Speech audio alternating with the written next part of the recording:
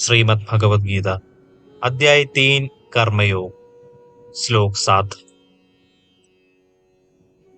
यस्त्विन्द्रियाणि मनसा नियम्यारभते अर्जुन कर्मेन्द्रियैः कर्मयोगम् असक्तः स विशिष्यते। हे अर्जुन, लेकिन वे कर्मयोगी जो मन से अपने ज्ञानेंद्रियों को नियंत्रित करते हैं और कर्मेंद्रियों से बिना किसी आसक्ति के कर्म में संलग्न रहते हैं, वे वास्तव में श्रेष्ठ है। इस श्लोक में कर्मयोग शब्द का प्रयोग किया गया है।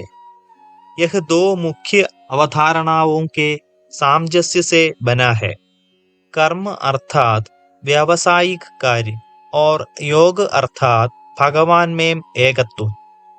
इस प्रकार कर्मयोगी वह है जो मन को भगवान में अनुरक्त कर सांसारिक दायित्वों का निर्वहन करता है।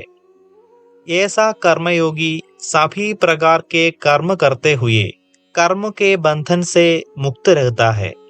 इस प्रकार से कर्म किसी मनुष्य को कर्म के नियमों में नहीं बांधता, अपितु उन कर्मों के फलों में आसक्ति रखने पर वह कर्म के बंधन में बंध जाता है।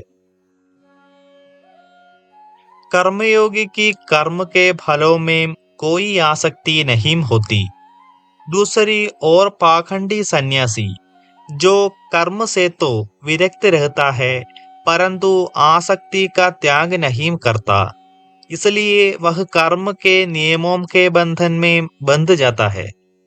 यहाँ श्री कृष्ण कहते हैं कि गृहस्थ जीवन व्यतीत करने वाले व्यक्ति जो कर्मयोग में रत रहते हैं, वे मन से निरंतर विषय भोगों का चिंतन करने वाले मिथ्याचारी सन्यासी से अधिक श्रेष्ठ है।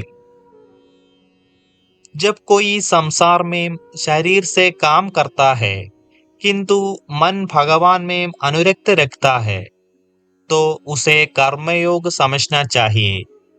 जब कोई शरीर को आध्यात्मिकता या भक्ति में लीन करता है किंतु मन को संसार में आसक्त रखता है, तब उसे पाखंडी मानो। आगे हम विस्तार से चर्चा करेंगे।